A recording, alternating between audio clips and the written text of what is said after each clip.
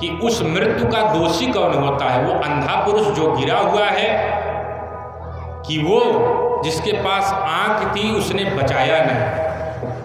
सुखदेव जी ने कहा इसमें कौन सी बड़ी है? ये बहुत सरल बात आपने पूछी है। मृत्यु का दोषी तो वो आंख वाला है जिसने अंधे को बचाया नहीं। नारद जी ने कहा बस प्रभु, आपने मेरे प्रश्न का उत्तर दे दिया, आप ही समझ लीजिए। परीक्षित आपके पास नहीं आ सकते। क्यों? क्योंकि वो तो अंधे हैं। अंधे किस में? माया मोह में है। आप विरक्त हो, संत हो, महात्मा हो, और आपको तो संसार का कल्याण करने के लिए जाना ही पड़ेगा। आप जाकर के परीक्षित का कल्याण कीजिए। सुखदेव जी ने कहा आप तो जाना ही पड़ेगा। सुखदेव जी चल पड़े।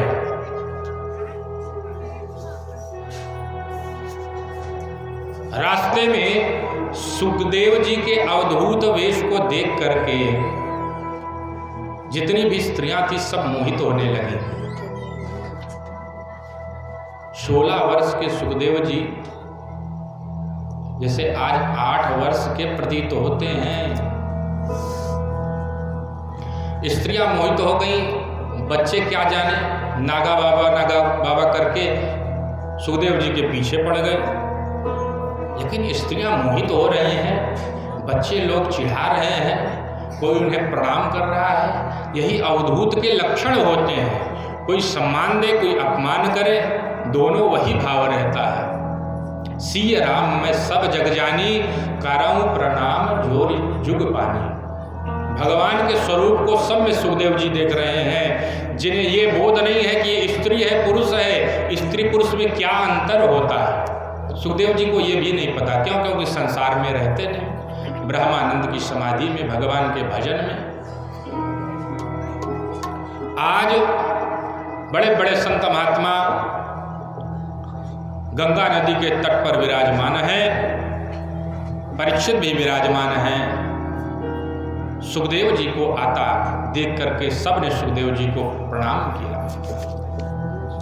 तत्रा भवत भगवान व्यासपुत्रो यदिच्छया कामटमानो नपेक्षा अलक्ष्यलिंगो निजलाभ तुष्टो व्रतस्य बालैरवधूत वेशः। अलक्ष्यलिंगो निजलाभ तुष्टो, अपने निजानंद में परिपूर्ण सुखदेव जी महाराज।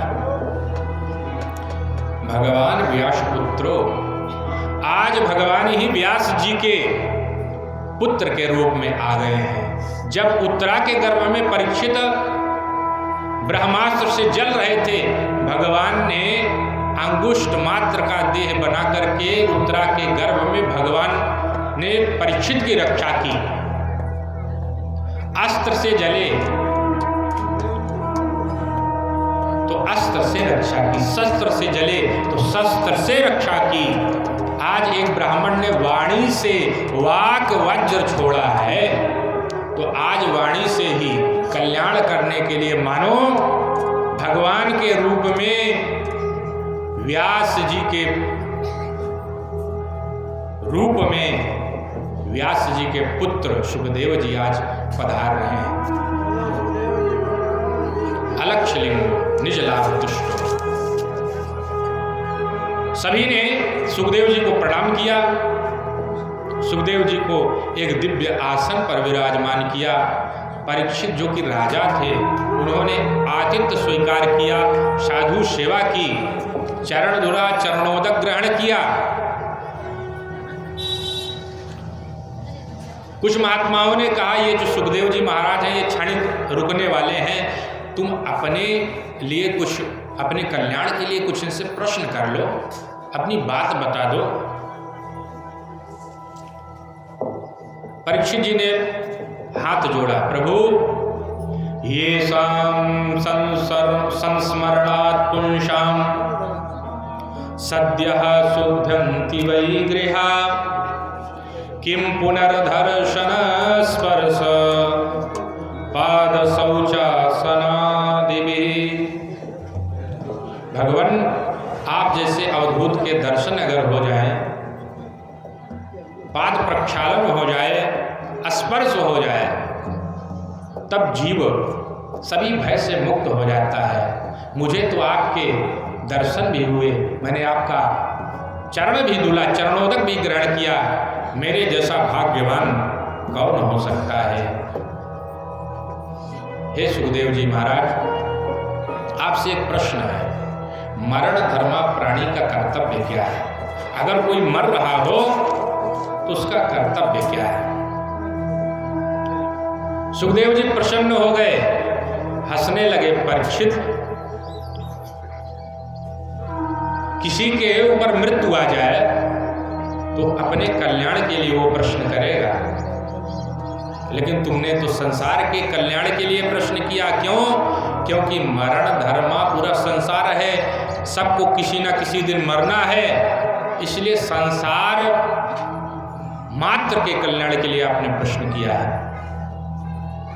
इसलिए मैं प्रसन्न हूं।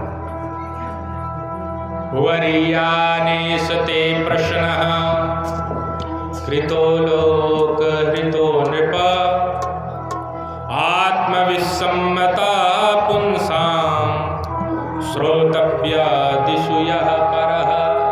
वरीयां ते प्रश्नः, आपका ये जो प्रश्न है, कृतो लोक हितम नृप, ये पूरे संसार के कल्याण की भावना से आपने ये प्रश्न किया है, इससे पूरे संसार के लोगों का कल्याण होगा।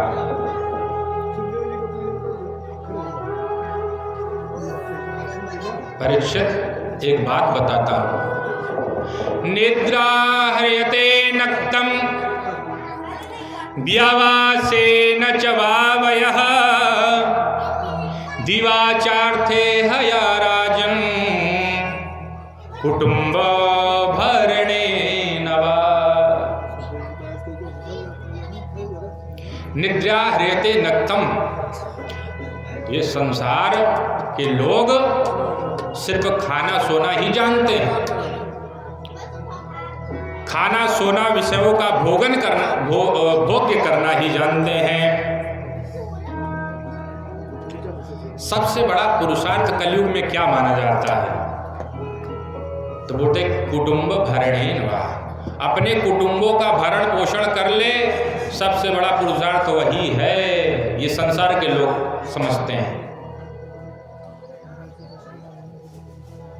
लेकिन तस्माद् भारत सर्वात्मा भगवान ईश्वरो हरिः श्रोतव्यः कीर्तितव्यश्च स्मर्तव्य चेक्षता भयम्।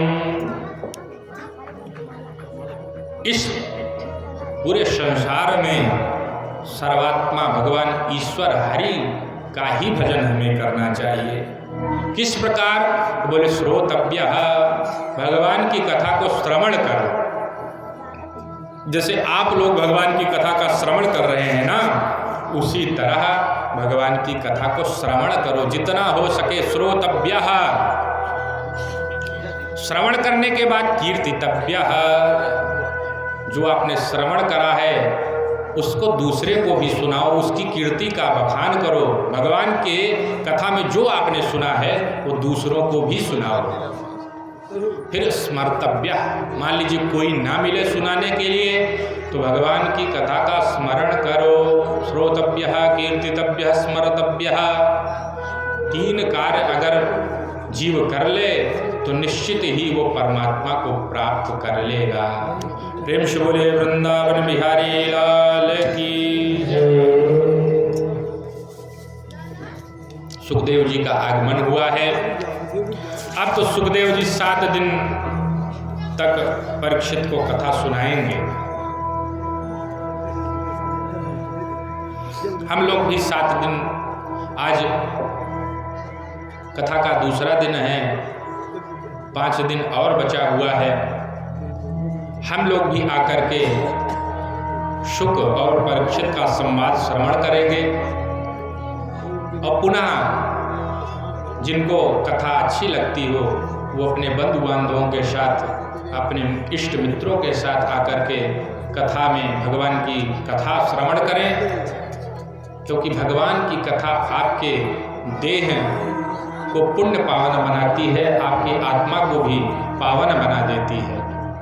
प्रेम से बोलिए जय श्री कृष्ण, जय श्री कृष्ण।